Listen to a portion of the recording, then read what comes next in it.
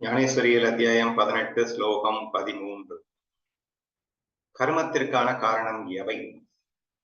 கர்மா அதாவது கண்டிப்பா ஆத்மா கிடையாது அப்படிங்கிறத சொல்லும் போது, அப்படின்னா என்னதாயா காரணம் அப்படின்ற கேள்வி நம்ம மனசுக்குள்ள எழும் அப்படிங்கிறதுனால அதை சொல்லலாம் அப்படின்னு நினைக்கிறாங்க. இப்படி சொல்லலாம்னு ஆரம்பிக்கிறதுக்கு முன்னாடி அர்ஜுனனுக்கும் கிருஷ்ணனுக்கும் இடையே உள்ள ஒரு அன்பு அப்படிங்கிறது இந்த ஸ்லோகத்துல வெளிப்படுது. அதான் நம்ம இப்ப படிக்க போறோம்.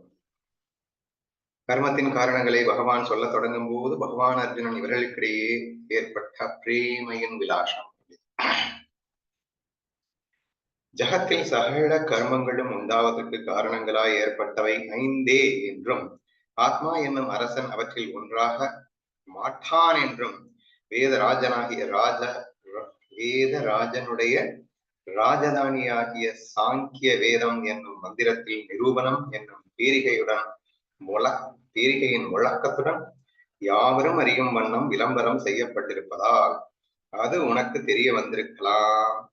உனக்கு அது தெரியாதிருக்கும் பட்சத்தில் அது உன் காதில் விழுந்திருக்கட்டும் என்று நினைத்து நான் அதையே விஸ்தாரமாக விவரித்து சொல்ல போகின்றேன் அப்படின்னு சொல்லி ஆரம்பிக்கிறேன். அப்படின்னு அர்த்தம், எல்லா கர்மத்துக்கும் கண்டிப்பா ஆத்மா காரணம் இல்லை, ஆனா வேறொரு 5 காரணம் அப்படின்னு சொல்லிட்டு சாங்கிய சாஸ்திரம் ரொம்ப தெளிவா சொல்லியிருக்கு. அது படிச்சிருக்கலாம், உனக்கும் தெரிஞ்சிருக்கலாம். தெரியலன்னா பரவாயில்ல, நான் உனக்கு சொல்லித்தரேன், ரொம்ப டீட்டெயிலா உனக்கு எடுத்து சொல்றேன் அப்படின்னு சொல்லிட்டு கிருஷ்ணன் அர்ஜுனன்ட்ட பேச ஆரம்பிக்கிறாரு. ஞானார்த்தம் ஆகிய இதுல பியூட்டி என்னன்னா, எடுத்த உடனே அந்த ஏற்கனவே பகவத்கீதையில ஸ்லோகங்கள்லயே இவர்களுக்குள்ள இந்த பிரேமையை சொல்லப்பட்டிருக்கு. நம்ம ஞானதேவர் சொல்லவா வேணும்? ஒரு சான்ஸ் கிடைக்கும் போதெல்லாம் அந்த ஒரு அர்ஜுனனுடைய வர்ணனை, கிருஷ்ணனுடைய வர்ணனை அப்படிங்கிறது ரொம்ப ஜாஸ்தியா வரும். அதனாலதான் இந்த இடத்த சொல்லும் போதே அந்த சாங்கிய சாஸ்திரத்தை எப்படி வர்ணிக்கிறாருன்னா, வேதராஜனுடைய ராஜதானியாகிய சாங்கிய வேதாந்தம் அதுல நிரூபிச்சிருக்கான். இந்த மாதிரி ஆத்மா கர்த்தா இல்லை, கர்மம் செய்பவன் வேறொருவன் அப்படின்னு சொல்லப்பட்டிருக்கான். சரி, அடுத்து ஞானார்த்தம் ஆகிய உன் கையில் அகப்பட்டிருக்க, சாரி ஞான ரத்தினம், சரியா? ஞான ரத்னமாகிய நான் உன் கையில் அகப்பட்டிருக்க நீ இந்த விஷயத்தை பிறரை கேட்டு அறிந்து கொள்ள வேண்டிய கஷ்டம் என்னத்துக்கு? அதாவது that is the beauty of guru and shishya. நான் இருக்கேன்டா உனக்கு, நான் உனக்கு சொல்லித்தரேன் அப்படின்னு சொல்லிட்டு அந்த கிருஷ்ணன் அர்ஜுனனுக்கு சொல்லணும்னு அந்த ஆசை இங்கு காட்டுறாரு. ஞான ரத்னமாகிய நான் இங்க இருக்க, உனக்கு என்ன டவுட்ஸ் இருந்தாலும் நீ எங்கேயும் போய் கஷ்டப்பட வேணாம், நான் இருக்கேன்ல, நீ எங்கிட்ட கேட்டா போதும், நீ கேட்காமலே நான் சொல்ல மாட்டேனா அப்படின்னு சொல்லிட்டு அந்த கிருஷ்ணன் அர்ஜுனன்ட்ட பேசுறாரு.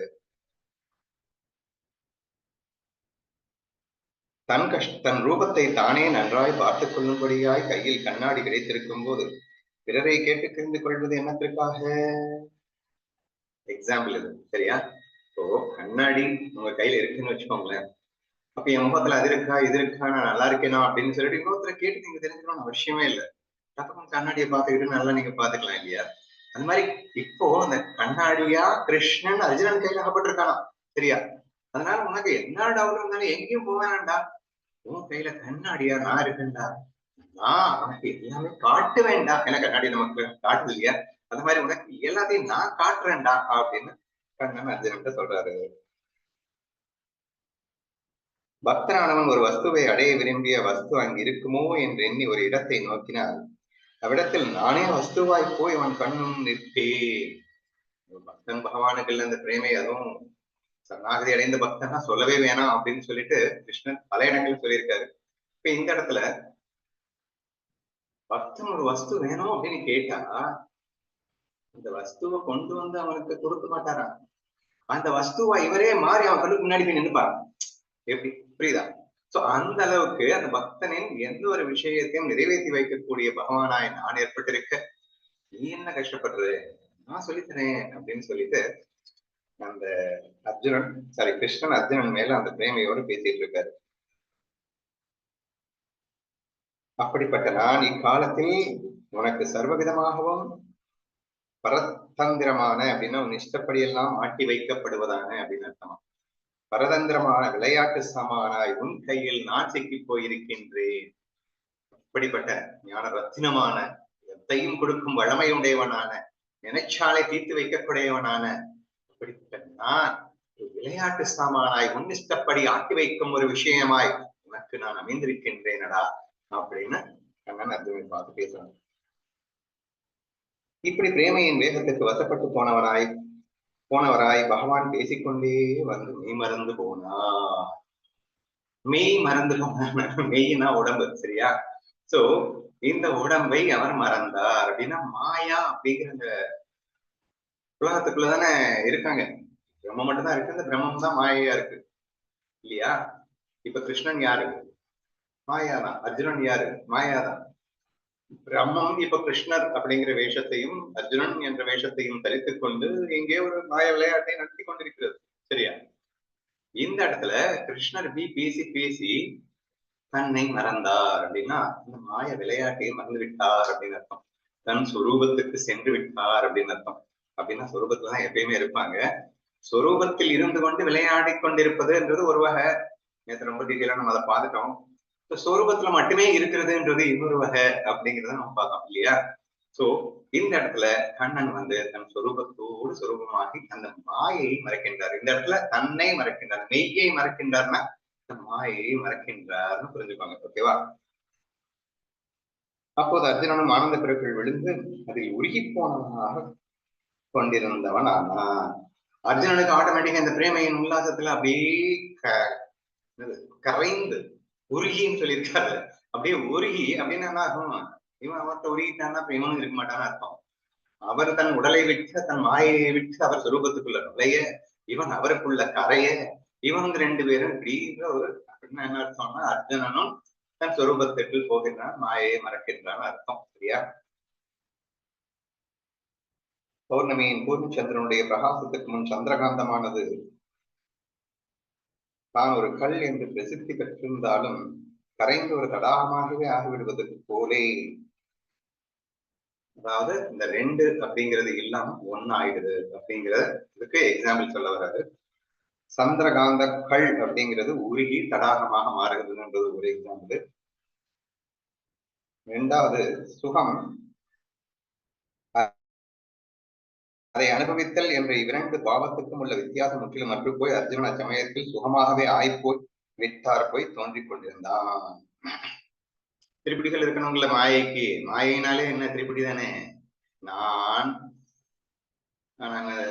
அல்வா சாப்பிட்டேன்னு வச்சுக்கோங்க. நான் சாப்பிடுதல் என்ற செயல், அல்வா அப்படின்னு மூணாவதா ஒண்ணு இருக்கணும், சரியா? நான் வேற அல்வா வேற, நான் அல்வாவை சாப்பிட்டேன் அப்படின்னு இந்த ஒரு மூன்று விஷயங்களுக்குள் இருந்துதான் இந்த மாயை செயல்படவே முடியும்.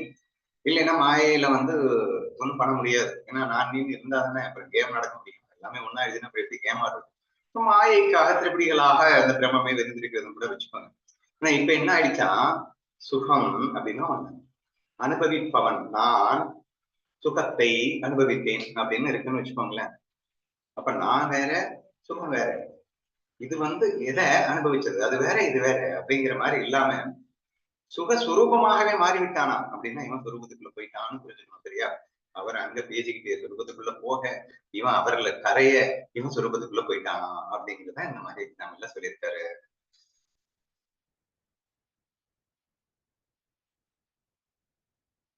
பகவான் சாமர்த்தியம் படைத்தவரானதால் சற்று நேரத்தில் தன் ஞாபகத்தை தான் திரும்பவும் பெற்று ஆனந்த பெருக்கில் விழுந்து அதில் மூழ்கி போய் கொண்டிருந்த அர்ஜுனனை காப்பாற்றுவதற்கு மிக்க பரபரப்புடன் ஓடி வந்தார்.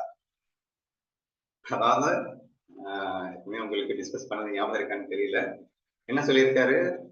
பகவான் மிகவும் சாமர்த்தியம் படைத்தவர் ஆனதா. இதுல ரொம்ப முக்கியமான விஷயம் ஒண்ணு அடங்கி இருக்கு, கொஞ்சம் டீட்டெயிலா அவர் பேசுவாங்க.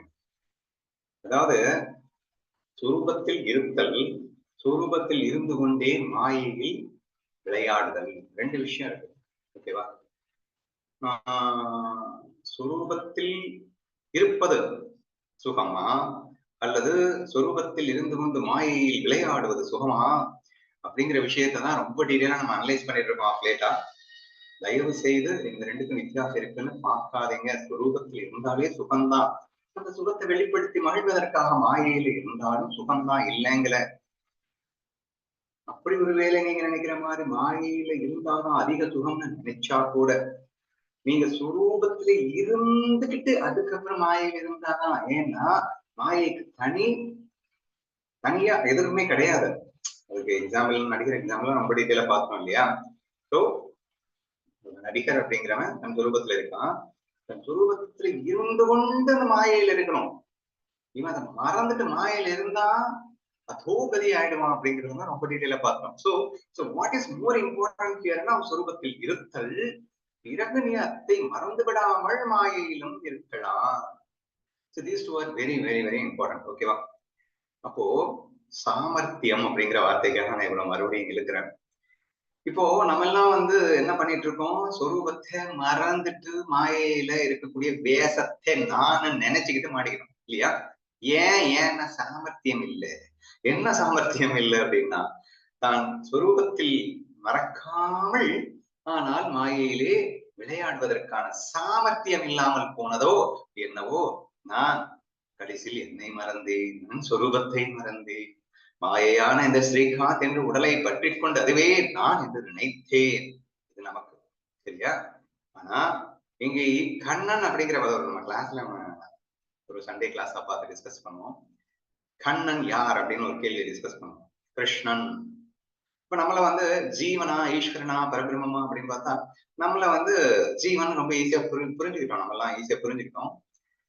இந்த கண்ணனை நம்மள மாதிரி உடலை வச்சுக்கிட்டு குட்டியும் லிமிடெட் பவரை வச்சுக்கிட்டு தானே விளையாடிட்டு இருக்கான். அப்ப அவன் ஜீவனா? அப்படி பார்த்தா தெரியலையே. அவன் அல்ட்ரா பவர்ஃபுல்லா எல்லாம் நான் கடந்து போன ஜென்மங்கள் அனைத்தையும் நான் அறிவேன், ஆனால் நீ அறிய மாட்டாய் அர்ஜுனா அப்படிங்கிறானே. அவன் சர்வஞனை போல் அல்லவா பேசுகின்றான். நான் அதாவது எனக்கு எந்த ஆசையும் இல்லை, எதுவுமே இல்லைன்னாலும் உலகத்தை காக்கும் வேலையை நான் செய்கின்றேன் என்கின்றானே அப்படின்னு அர்த்தம். அதாவது படைத்தல் காத்தல் அழித்தல் அப்படிங்கிற அந்த கர்மம் சொல்லும்போது சொல்லுவாரு, கர்மம் செய்யாம எவனும் இருக்க முடியாதா அப்படின்னு சொல்லும் போது நான் யாருங்கிறத அங்க நிரூபிக்கிறார் பாருங்களேன். அங்க என்ன சொல்றாரு? எனக்கு ஒரு மண்ண ஆசை எதுவுமே இல்லை, ஆனாலும் இந்த உலகத்தை காப்பாற்றும் பொருட்டு நானே வேலை பண்ணிட்டு இருக்கேன்டா. அப்புறம் நீ மட்டும் கர்மமே பண்ணாம இருந்துருவ அப்படின்னு நினைக்காதரா சொன்னாரா இல்லையா? இப்ப இதெல்லாம் என்ன இண்டிகேட் பண்ணுது? சர்வஞன், படைத்தல் காத்தல் அழித்தல் என்ற காரியத்தை செய்பவன் ஈஸ்வரன் அல்ல வருது. ஆமா இல்லைங்க, கிருஷ்ணன் ஜீவன் இல்லைங்க, ஈஸ்வரன் சொல்லவா?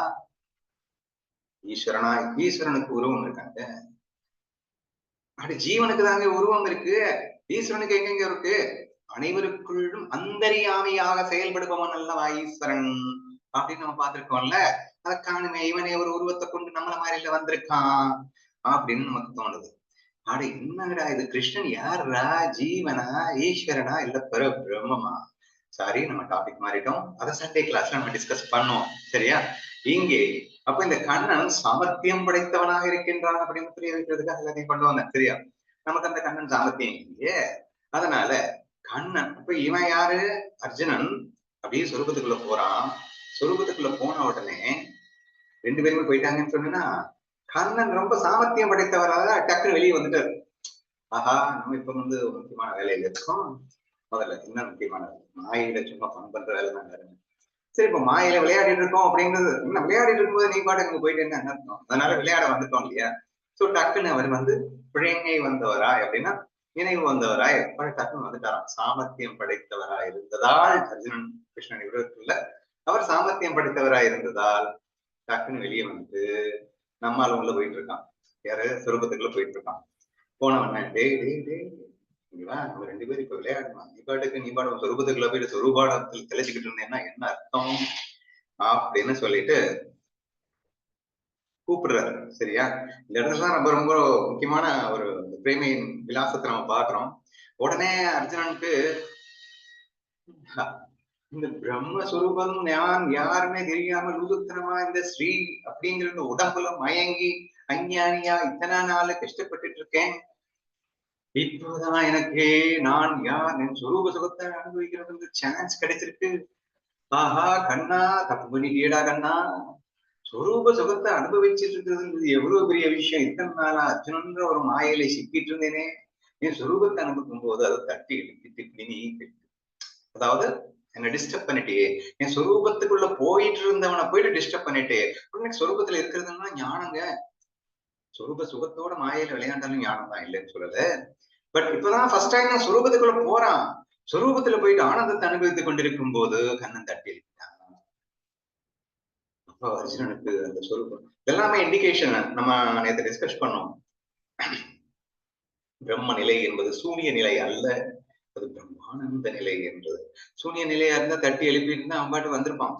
அது ஒரு ஆனந்த நிலையாக இருந்ததுனாலதான் அவனால் வர முடியவில்லை. ஆஹா, என்ன சுகத்துக்குள்ள போயிட்டு இருந்தேன், ஏன் நான் எழுப்பினேன் என்ற ஒரு கேள்வியை கேட்பதன் வைத்தே நீங்கள் புரிந்து கொள்ளலாம் சொரூபத்தில் சுகம் இருக்கின்றது என்று. அது மாயையில் விளையாடினால் என்ன, விளையாடாவிட்டால் என்ன, சுரூபமே சுகம்தான் என்ற விஷயத்திற்கு அது ஒரு எக்ஸாம்பிளா நீங்க வந்து எந்த கோட்டை நம்ம எடுத்துக்கலாம் அப்படின்னு நினைக்கிறேன். சரி, நான் படிச்சுட்டு அப்படியே சொல்றேன்.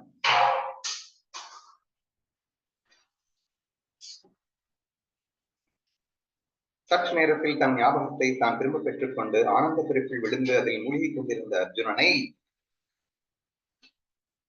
காப்பாற்றுவதற்கு மிக்க பிரேமையுடன் ஓடி வந்தார். அவ்வளவு பெரியவனான அர்ஜுனனையும் அவன் பிரேமையையும் சேர்த்து மூழ்கி விடும்படியாக புரண்டு வந்த ஆனந்தத்தின் அந்த பெரும் வெள்ளத்தை கூட பகவான் ஒரு பக்கம் ஒதுக்கி வைத்து, பார்த்தா, நீ இன்னான் என்று தெரிந்து கொண்டு இந்த பிரஞா ஞாபகத்தில் நின்று, அதாவது அறிவிக்கேட்டு நின்று விழுத்துக் கொள் என்றார். என்னப்பா சொரூபத்துக்குள்ள போயிட்டு இருக்கிறவங்க போய் திட்டாரு, என்ன ஆச்சு கண்ணனுக்கு? பகவத்கீதையே இந்த சொரூபத்தை புரிஞ்சுக்கிறதுக்காக தானே சொல்லி கொடுத்துட்டு இருக்காரு. அவனே சொரூபத்துக்குள்ள போயிட்டு இருக்கான், அவனை போயிட்டு புடிச்சு தட்டி விட்டு வாடா நீ யாருன்னு புரிஞ்சுக்கிட்டு வந்து விளையாடுறா அப்படிங்கிறாரு. அப்படின்னா யாருன்னு புரிஞ்சுக்கிட்டுதான் விளையாட சொன்னாரு. இன்னும் நீ யாருன்னே மறந்துட்டு நீ அர்ஜுனன்ற வேஷத்துல சீக்கிட்டு விளையாடுன்னு சொல்லல. சரியா? Please underline that word. Okay. புரண்டு வந்த ஆனந்தத்தின் அந்த பெரும் வெள்ளத்தை கூட பகவான் ஒரு பக்கம் ஒதுக்கி வைத்து, பார்த்தான் இன்னார் என்று தெரிந்து கொண்டு அந்த பிரஞா ஞாபகத்தில் நின்று விழித்துக் கொள் என்றார். உன் சொரூப ஞாபகத்தில் இருக்கே இல்லையா, அதில் நீ யார் என்று புரிந்து கொண்டு விழித்துக் கொள். அப்படின்னா இப்போ நீ பிரம்மம்னு புரிஞ்சிருச்சுல, மறுபடியும் அர்ஜுனனா வா அப்படின்னு கூப்பிடுறாருன்னு அர்த்தம். ஓகேவா? அப்போது அர்ஜுனன் பிரஞை அடைந்தவனாய் தலையை அசைத்துக் கொண்டு, பிரபுவே, உம்மை விட்டு பிரிவுபட்ட ஒரு நிலையில் இருந்து கொண்டு மிக்க துன்பம் அடைந்திருந்தனார் அந்நிலை நின்றும் தப்பித்துக் கொண்டு உம்முடன் ஒன்றுபட்டு போகும் என்று கொண்டிருந்தேன் என்பதை நீர் அறிந்திருக்க வேண்டும். அப்படி இருக்க நான் விரும்பியதையெல்லாம் கொடுத்து எனக்கு செல்லம் கொடுக்கும் நீர் ஏன் என் ஆசைக்கு குறுக்காக விழுந்து அதை நிறைவேற்றாமல் செய்கிறீர் என்று வினவினார். இதுதான் ரொம்ப முக்கியமான கொஸ்டின். சரியா? அண்ணா என்ன ஆச்சு, ஏன் என்னை தட்டி எழுப்பினே நீ? கண்ணன் யாரு? எப்போதும் அத்வைதானந்தத்தில் இருப்பவன், எப்போதும் தன் சொரூபத்தில் இருப்பவன். அர்ஜுனன் யாரு? இத்தனை நாளா அந்த அத்வைதமான அந்த ஒரே சொரூபத்தில் இருப்பதை விட்டுவிட்டு இந்த வேஷத்திலே வேஷமே நான் என்று நம்பி வாழ்ந்து கொண்டிருந்தவன். இப்போ அந்த கண்ணனோடு கரைய இருந்தான். நீ வேற நான் வேற, அத்வைத ஸ்திதியில் இருந்த நான் நீயும் நான் என் ஒன்று, இங்கு எல்லாமே ஒன்றுதான், அனைத்தும் நான் என்ற அற்புத ஸ்திதிக்குள்ள நான் என்ட்ரி ஆயிட்டு இருக்கேன். நீ ஏன் கண்ணா அப்போ போயிட்டு என்னை தட்டி எழுப்பி வாடான்னு கூப்பிட்டியே என்று தன் ஆதங்கத்தை வெளிப்படுத்துகின்றான் என்பதை நீங்கள் உணர வேண்டிய. சரியா? அதை கிருஷ்ணன் பின்வருமாறு மிக்க அழகாக பதில் சொன்னா, ரொம்ப முக்கியமான வார்த்தை, ஹே பைத்தியக்காரா. அதாவது அந்த பிரேமைனா அதுதானங்க பிரேமை. இன்னைக்கு நம்ம கிளாஸ்ல கூட டிஸ்கஸ் பண்ணிட்டு இருந்தோம். நம்ம எல்லாம் வந்து சத்சங் அம்பர்கள் அப்படின்னு சொல்லிட்டு ஒரே குடும்பமாக எத்தனையோ ஆண்டு டிராவல் பண்ணிட்டு இருக்கோம். ஆனா ஒரு ஒரு சின்ன ஃப்ரெண்ட்ஷிப் கூட நம்ம கிட்ட ஒரு முழுசா வரல. சின்னதுன்னு சொல்லல, ஒரு ஃப்ரெண்ட்ஷிப் நமக்குள்ள வந்துட்டானா? இல்ல, எல்லாரும் ஃப்ரெண்ட்ஸா தான் இருக்கும், இல்லன்னு தெரியல. ஒரு முழுமையான ஃப்ரெண்ட்ஷிப் நமக்குள்ள இருக்கா? கொஸ்டின் மார்க்கா தானே இருக்கு. எங்க ஒருத்தர் கூட ஒரு ஒரு ஃப்ரீ, அதாங்க ஃப்ரெண்ட்னா என்ன இருக்கும்? ஒரு கூச்சமே இருக்கக்கூடாதுங்க. இதுதான் பேசணும், இதுதான் பேசக்கூடாது அப்படிங்கிற டிஃபரன்ஸே இருக்கக்கூடாது. இல்ல, எப்படி வேணா பேசலாம். இல்ல, அதுதானுங்க friendship. So that oneness feel அப்படிங்கிறது தான் ஃப்ரெண்ட்ஷிப்கே அடையாளம். இப்ப நான் உங்களை வந்து ஒரு தப்பும் செய்யாம ஃப்ரெண்ட்ஸ்குள்ள பாத்தீங்கன்னா அப்படிதான் பேசுவாங்க. டே லூசு எங்க வா அப்படின்னும். அவன் ஒண்ணுமே பண்ணிருக்க மாட்டான், எதுவுமே பண்ணிருக்க மாட்டான். என்ன எதுக்காக லூசுன்னு சொன்னேன்னு அவன் கேட்க மாட்டான். டே லூஸே இங்க வா அப்படின்னா அவன் பாட்டுக்கு தருதரன்னு போவான். அப்படி ஒரு வேலை இவனே வந்து கேட்கிறாங்க, ஏய் நீ என்ன உண்மையா சொல்லு, நான் பாட்டு லூசுன்னு கூப்பிட நீ வந்துட்டு இருக்கு, டேய் கூப்பிட்டது நீதானடா, உனக்கு இல்லாத உரிமையா? So that is a kind of friendship. என்ன வேணா பேசலாம், எப்படி வேணா பேசலாம், அதான் ஃப்ரெண்ட்ஷிப். சரி வரும் பிரேமை, அதாவது பிரம்மத்தை அனுபவித்தால்தான் ஒரு நட்பே கூட வருமோ அப்படின்னு தெரியல, பார்க்கலாம். சரி, இந்த இடத்துல அந்த அர்ஜுனனுக்கும் கிருஷ்ணனுக்கும் இல்ல ஆட்டோமேட்டிக்கா தே ஆர் ஃப்ரெண்ட்ஸ் இல்ல, சரியா? அப்ப அந்த ஃப்ரெண்ட்ஷிப்போட இப்போ அர்ஜுனனுடைய ஃபீல் புரிஞ்சுக்கணும் நல்லா நீங்க, சரியா? அர்ஜுனன் கண்ணனோட ஐக்கியமாய் கொண்டிருக்கின்றான், பிரம்மபாவத்தை அடைந்து கொண்டிருக்கின்றான். இன்னும் சாதாரண விஷயம் இல்லைங்க, பல ஆயிரக்கணக்கான கோடிகள் கொடுத்தாலும் கிடைக்காத the world's most precious thing in this life சொல்லக்கூடிய பிரம்ம பாவத்துக்குள்ள என்ட்ரி ஆகும்போது தட்டி எழுப்புனா என்ன கோபம் வரணும் உங்களுக்கு, சரியா? யாருக்கு கோபம் வரணும்? அர்ஜுனனுக்கு தானே கோபம் வரணும். அர்ஜுனன் வந்து கேட்டான், ஓரளவு மனசுக்குள்ள கோபம் இருக்கும் போல, கண்ணா என்ன பண்ணிட்ட அப்படின்னு சொல்லிட்டு. ஆனா அன்போட கேட்கிறான். ஃப்ரெண்ட்ஸுக்குள்ள அதுதான், கோவம் பண்ணலாம், என்ன வேணா கோவப்படலாம், ஆனா லவ் மிஸ் ஆகாது. அன்போட கிருஷ்ணா என்ன பண்ணிட்ட நீ, ஏன் ஏன் இப்ப போயிட்டு என்ன எழுப்புன அப்படின்னு சொல்லி கேட்கிறான். பிரம்ம பாவத்துக்குள்ள போயிட்டு இருந்தவனை போயிட்டு மறுபடியும் மாயாக்குள்ள இழுக்கிறியே அப்படின்னு கேட்கிறான்.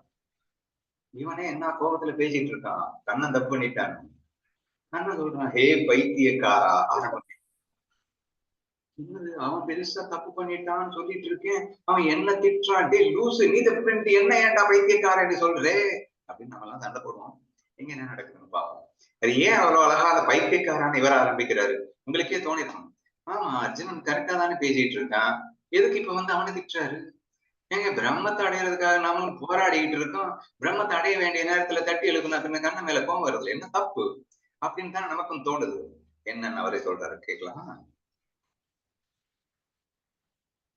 ஏ பைத்தியக்காரா, சந்திரிகையும் சந்திரனும் ஒரே வஸ்துவானதால் அதை ஒரு காலம் வேறுபட்டிருந்ததே இல்லையே, ஆகவே அதை கடந்து போவது என்பதும் பொருந்தாத வார்த்தையாகாதா?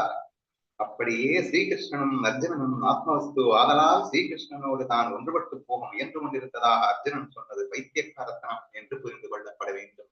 புரியுதா? சோ என்ன அழகா சொல்றாரு அப்படின்னா, அங்க என்ன சொன்னாரு, நீ யாருன்னு புரிஞ்சுட்டு நீ வா விளையாடலாம் அப்படின்னு கூப்பிட்டாரு, ஓகேவா? அப்ப மறந்துட்டேன்னு சொல்லல. சந்திரிகையும் சந்திரனும், சந்திரிகை புரியலன்னா சூரியன், சூரிய வெளிச்சம், சூரிய ஒளின்னு வச்சுக்கோங்களேன். சூரியன் வேற சூரிய ஒளி வேற ஏங்க? சூரியன் சூரிய ஒளியோடு ஐக்கியப்பட்டு போய் கொண்டிருந்த வேலையில இந்த ஒளி சொல்லுது, சரியா? நானே கண்ணா நான் வேற நீ வேற நினைச்சிட்டு இருந்தேன், அப்ப நான் பாட்டுக்கு உள்ள என்ட்ரி ஆயிட்டு இருக்கிற வேலையில நீ பாட்டு தட்டி எழுப்பிட்டியே அப்படின்னு ஒளி கேட்கும்போது, அப்ப அந்த சூரியன் சொல்லுது, அட லூசு, நீயும் நானும் எப்படா வேறையா இருந்தோம், இப்ப வந்துட்டு நீ என்ன சேர போறியாக்கும், அதுக்கப்புறம் என்ன பிரிய போறியாக்கும், நம்ம என்றைக்குமே ஒன்றாக இருப்பவர்களடா. So it's an indication. அதாவது அவர் அந்த பிரம்ம பாவத்துல இருந்து பேசுறாரு, சரியா? அர்ஜுனன் அஞ்ஞானத்துல இருந்து வெளியே வந்து ஞானமாக வேண்டிய நேரத்துல இப்படி பண்ணிட்டீங்க அப்படின்னு சொன்னா, நீ எப்பயுமே ஞான சொரூபம் தான், நீயும் நானும் என்றைக்குமே ஒன்றுதான், அதை மறந்து இருந்தா எவ்வளவுதான். இப்பதான் புரிஞ்சுக்கிட்டா போதும். புரிஞ்சுக்கிட்டு நீ வந்து மாயையில் இருக்கக்கூடாதுன்னு நான் இப்ப சொன்னேன், புரிஞ்சுக்கிட்டு வந்து விளையாடுறதுக்கு தானே நான் கூப்பிட்டு இருக்கேன். மெர்ஜ் ஆல்ரெடி ஆயிட்டடா, எப்பயுமே நம்ம பிரிய முடியாதுடா, அந்த மெர்ஜிங் ஆல்ரெடி ஆயாச்சு, இனிமே நான் மெர்ஜ் ஆயிட்டு இருக்கிற வேலையில என்ன கூப்பிட்டேன்னு சொல்றதே லூசுத்தனமா இல்லையா உனக்கு? we are merged, we are one என்ற ஃபீலிங்கோட இப்ப நீ வெளியே வந்து வேற என்ற ஃபீலிங்கோட விளையாடு அப்படிங்கிற அந்த ஒரு கான்செப்ட எந்த அழகா பிரேமையின் விலாசம் சொல்லிட்டு நம்ம படிக்கிறோங்க. ரெண்டு பேருக்குள்ள அந்த பிரேமை எப்படி இருந்ததுன்னு கடைசியில பார்த்தா மிகப்பெரிய அந்த உச்சகட்ட ஆன்மீக தத்துவத்தை என்ன அழகா இவங்க ரெண்டு பேருக்குள்ள பிரேமன்னு சொல்லிட்டு விளையாடிட்டு இருக்காருன்னு பாருங்க. நேற்று இதை இவ்வளோ ஒரு டிஷ் மாயை சுகத்தை கொடுக்குமா துக்கத்தை கொடுக்குமான் இதைத்தானே பேசிட்டு இருந்தோம். என்ன அழகா அந்த மாயை என்பது, மாயை கண்டு நீ பயப்பட வேண்டியதில்லை, மாயை கண்டு ஓடி ஒளிய வேண்டியதில்லை, மாயை உனக்கு ஒண்ணுமே செய்யாது, மாயை இருந்தாலும் இல்லைனாலும் நீயும் நானும் ஒண்ணு, நீயும் நானும் எப்பயுமே ஒண்ணு. அதை பூரணமாக புரிந்து கொண்டு தெளிந்து கொண்டு அந்த ஒன்னேதான் இப்படி பலமா இருக்குன்னு புரிஞ்சிட்டு விளையாடு. விளையாட்டுக்கு எதிரானவன் அல்ல, மாயைக்கு எதிரானவன் அல்ல அப்படிங்கிறதே நம்ம இதுல புரிஞ்சுக்கலாம், சரியா? அப்ப பிரம்ம பாவம் என்பது இன்றியமையாதது என்று கண்ணன் நாட்களாக வலியுறுத்தினார். அதே வேளையில் பிரம்மபாவத்தை விட்டுவிடாமல் நீ மாயையில் இருக்கலாம் என்பதையும் இங்கே நாம் இதை புரிந்து கொள்ள முயற்சித்துக் கொண்டிருக்கிறோம். ஓகேவா?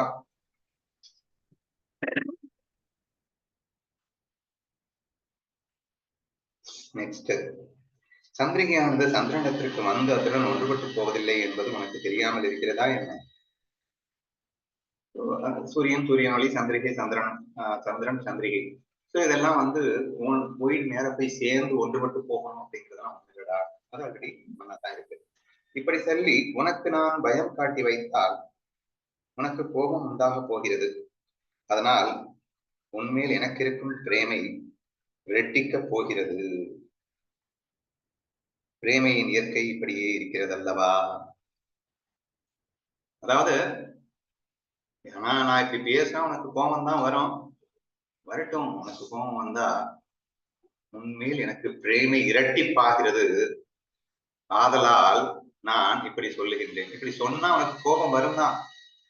கோபம் வந்தாலும் அதான் நான் அடிக்கடி சொல்லிட்டு இருக்கேன், நீங்க லவ்ல இருந்தீங்கன்னா கோபம் கூட பிரேமை அதிகரிக்கும்ன்றாருங்க. நல்லா யோசிச்சு பாருங்க. Even I have experience it many times. நானே சொல்லியிருக்கேன். இப்ப நான் கோவப்பட்டு திட்டிட்டு இருப்பேன், they will start feeling அப்படி ஒரு சந்தோஷம். என் மேல் எத்தனை அன்பு மக்களையும் இருந்தால் என்னை இப்படி நீங்கள் கடிந்து கொள்வீர்கள் அப்படின்னு நாங்க ஃபீல் பண்ணாங்கன்னா they are understanding the love of me. அப்ப அந்த பிரேமை அதிகரிக்கின்றது. கோபம் பிரேமையை அதிகரிக்குமா? என்னையா சொல்ற? ஆமாங்க, கோபம் பிரேமையை அதிகரிக்கும். அன்பில் செயல்படும் போது கோபமும் ஒரு சுவைதான். கோபமும் பிரேமையை அதிகரிக்கத்தானே செய்கின்றது என்ற விஷயத்தை நம்ம இந்த இடத்துல புரிஞ்சுக்கணும். ஓகேவா?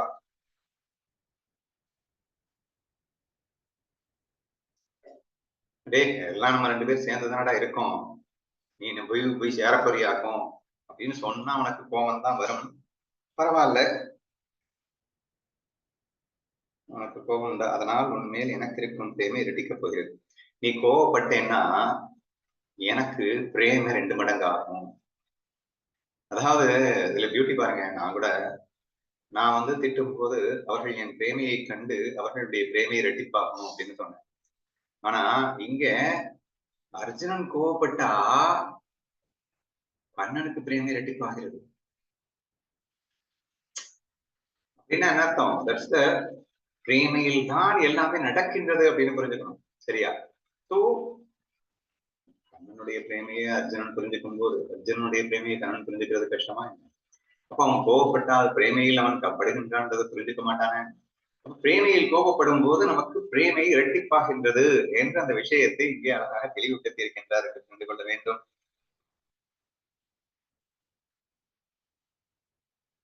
பிரேமையின் இயற்கை இப்படியே இருக்கிறது அல்லவா? ஏன்னா ஆச்சரியமான விஷயம் தானே. என்னது, கோவப்பட்ட பிரேம 2 மடங்காகுது?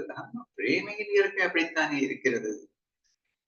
பரஸ்பர பிரேமை பாராட்டின இருவருக்கும் இடையே ஏற்பட்ட பின் தங்கள் மனசில் இருக்கும் பரஸ்பர பிரேமை அவ்விருவரும் இங்கிதங்களால் தெரிந்து கொண்டு சமாதானப்பட்டு போய் ஆனந்தப்படுவதே அல்லவா? இவ்விருவரும் உலகில் வாழ்ந்திருப்பதன் உத்தம பிரயோஜனம்.